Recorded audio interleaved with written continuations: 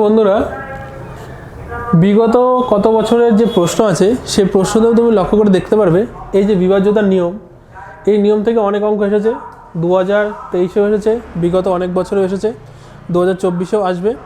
তো এই নিয়মগুলিকে ভালো করে শেখার জন্য এখানে লক্ষ্য করো।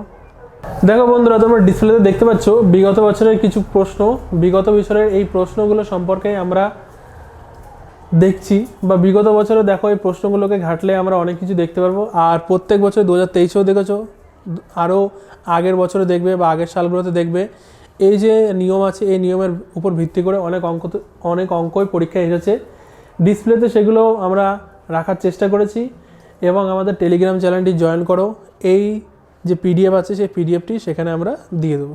আর এই নিয়মের অঙ্কই আজকে এখানে আমরা আলোচনা করব। এই নিয়মটি সম্পর্কে আরও বেশি সুন্দর করে জানব।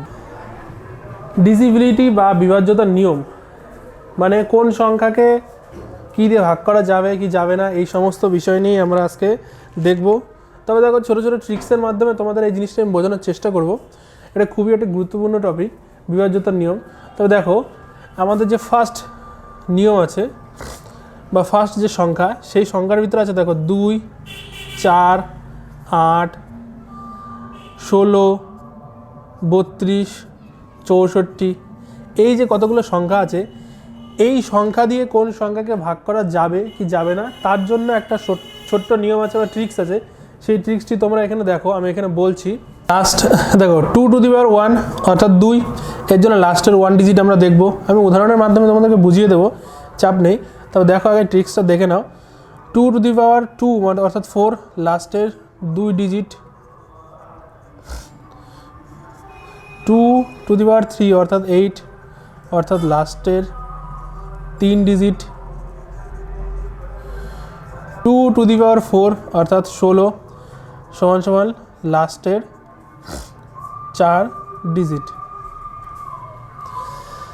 দেখো এবার আমরা ফার্দার 2 টু দি পাওয়ার 5 সমান সমান 32, লাস্টের 5 ডিজিট। 2 টু দি পাওয়ার 6 সমান সমান 64, লাস্টের 6 ডিজিট। দেখো যেটা এখানে নিয়ম, দেখো পাওয়ারে যেই সংখ্যাটা বসছে সেই লাস্টের সেই সংখ্যাটাই কিন্তু আমরা লিখছি। পাওয়ারে বসছে কত? 2 অর্থাৎ লাস্টের 2 ডিজিট। পাওয়ারে বসছে 3, লাস্টের 3 ডিজিট। পাওয়ারে বসছে 4, লাস্টের 4 ডিজিট। পাওয়ারে বসছে 5 অর্থাৎ লাস্টের 5 ডিজিট। পাওয়ারে বসছে 6 অর্থাৎ লাস্টের 6 ডিজিট। এবার দেখো বন্ধুরা, আমরা একটা সংখ্যা নিচ্ছি উদাহরণস্বরূপ। দেখো সংখ্যাটা নিলাম কত? 53, 96। 53, 96 সংখ্যাটা নিলাম। এইবার এই সংখ্যাটিকে কি আমরা 4 দিয়ে ভাগ করতে পারবো কি পারবো না? যদি আমরা 4 দিয়ে ম্যানুয়ালি ভাগ করতে শুরু করি তাহলে আমাদের অনেকটা টাইম লেগে যাবে।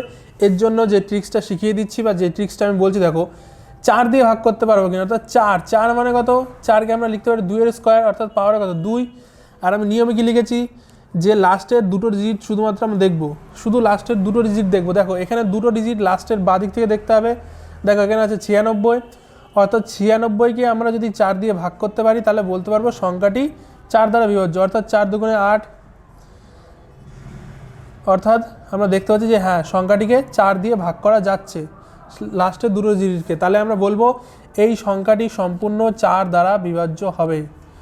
নতুন একটা সংখ্যা নিলাম, র্যান্ডমলি একটা সংখ্যা নিলাম। সংখ্যাটি নিয়ে দেখব 8-এর নিয়ম। অর্থাৎ আমি 8-এর নিয়মটা তোমাদের দেখিয়ে দিচ্ছি। দেখো 8-এর নিয়ম অর্থাৎ দেখো 8কে আমরা কি লিখতে হবে? 2 এর পাওয়ারে 3, অর্থাৎ পাওয়ারে 3 মানে কি? আমি কি বলেছি? পাওয়ারে 3 অর্থাৎ লাস্টের 3টে ডিজিট আমরা দেখব। অর্থাৎ বাদিক থেকে লাস্টের 3টে ডিজিট নেব। 3টে ডিজিট নিলাম। 3টে ডিজিট কত হচ্ছে? 408। এদেরকে আমি দেখবো 8 দিয়ে ভাগ করা যায় কিনা।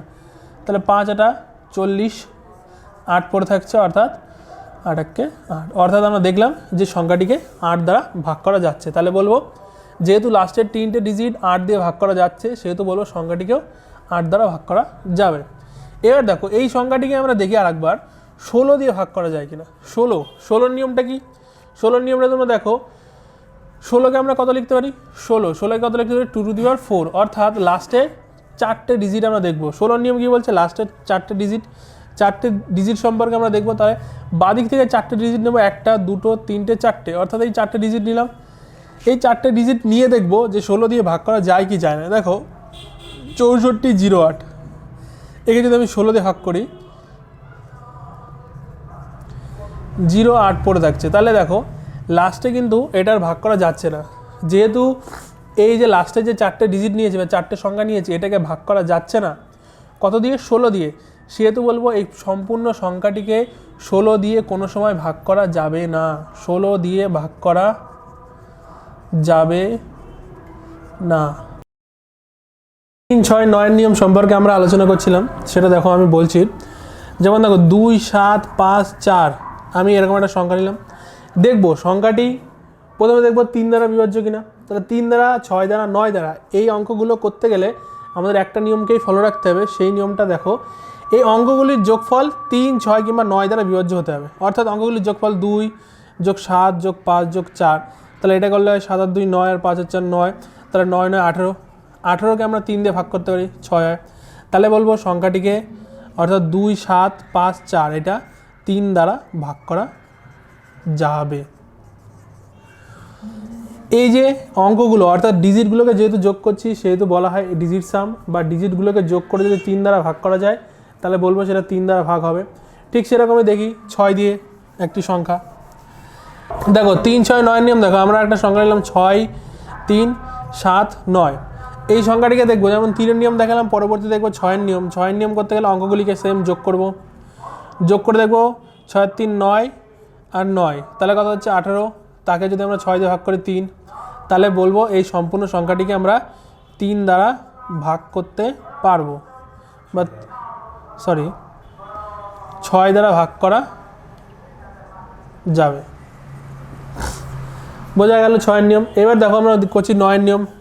9-এর নিয়ম করতে গেলে আমরা দেখবো আর একটা সংখ্যা নিই 8 1 7 2, 9-এর নিয়ম করতে গেলে আমরা কি দেখবো, সেম এই অঙ্কগুলিকে যোগ করব, অঙ্কগুলিকে যোগ করে দেখবো যদি আমরা 9 দ্বারা ভাগ করতে পারি তাহলে বুঝতে পারবো যে সেটা 9 দ্বারা ভাগ করা যাবে, অর্থাৎ 8 আর 1 9 7 আর 2 9, আবার দেখো 18ই হচ্ছে, তাকে 9 দিয়ে ভাগ করলে 2 হবে, তাহলে যেহেতু সংখ্যাটির অঙ্কগুলির যোগফল 9 দ্বারা বিভাজ্য হচ্ছে তাহলে সেটা কী হবে, 9 দ্বারা ভাগ করা যাবে। দেখো বন্ধুরা আমরা পরবর্তী দেখতে চলেছি 5-এর নিয়ম, 25-এর নিয়ম, 125-এর নিয়ম, এই সমস্ত নিয়মগুলো সম্পর্কে আমরা দেখছি।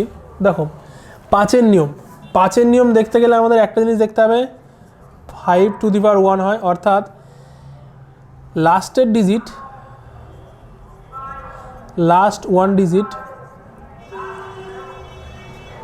0 কিংবা 5 হতে হবে, 0 কিংবা 5 হতে হবে। তারপরে দেখো 25, 25 মানে কি 5-এর স্কোয়ার, তাহলে লাস্ট দুটো ডিজিট দেখতে হবে আমাদের, লাস্টের দুটো ডিজিট কী হতে হবে, 00 কিংবা 25। 125 যদি আমরা করি তাহলে কী আছে 5-এর কিউব, তাহলে লাস্ট আমাদের 3টে ডিজিট দেখতে হবে, লাস্ট 3টে ডিজিট মানে কি 3টে 0 থাকবে লাস্টে কিংবা 125 থাকবে লাস্টে। এই যে নিয়মগুলো যারা ফলো করবে তারা 5 25 125 দ্বারা বিভাজ্য যাবে। যেমন ধরো আমরা র্যান্ডমলি যদি একটা সংখ্যা নিই, দেখো র্যান্ডমলি যদি একটা সংখ্যা নিই 5 3 6 5, লাস্টে যে সংখ্যাটি আছে সেটা কত হচ্ছে 5 আছে, অর্থাৎ এই সম্পূর্ণ সংখ্যাটি 5 দ্বারা ভাগ করা যাবে। আরও একটা নিতে পারে 5 3 6 9 0, দেখো এই সংখ্যাটির শেষে দেখো একটা ডিজিট কত আছে 0, সেহেতু এই সম্পূর্ণ সংখ্যাটিকে 5 দ্বারা আমরা ভাগ করতে পারবো। দেখো 25-এর নিয়ম যদি দেখা হয় তাহলে কী করতে হবে 5 3 6 9 0 0, এই লাস্টের দুটো ডিজিট যেহেতু 0 আছে সেহেতু আমরা বুঝতে পারছি কি 25 দ্বারা সংখ্যাটিকে ভাগ করা যাবে, 25 দ্বারা সংখ্যাটিকে ভাগ করা যাবে। অর্থাৎ আরও একটা নিয়ম আমি কী বললাম 5 3 6 9 25, দেখছি লাস্টের যে দুটো ডিজিট আছে সেটা আছে কি 25, এর জন্য কি বললাম লাস্টের দুটো ডিজিট যেহেতু 25 আছে সেহেতু এই সংখ্যাটিকে আমরা 25 দ্বারা ভাগ করতে পারবো। এবারে 125-এর নিয়ম বন্ধুরা তোমাদের জন্য হোম টাস্ক থাকলো, তোমরা করে আমাদের কমেন্টে অবশ্যই জানো। তাহলে হচ্ছে ফেমাস নিয়ম, সেই ফেমাস নিয়মটি করার জন্য আমরা একটা সংখ্যা নিই র্যান্ডমলি 2 5 6 6 3, র্যান্ডমলি একটা সংখ্যা নিলাম। এবার দেখো এই 11 নিয়মটি কি করার জন্য দেখো একটা আমি স্পেশাল নিয়ম বলছি, ইভেন আর অড।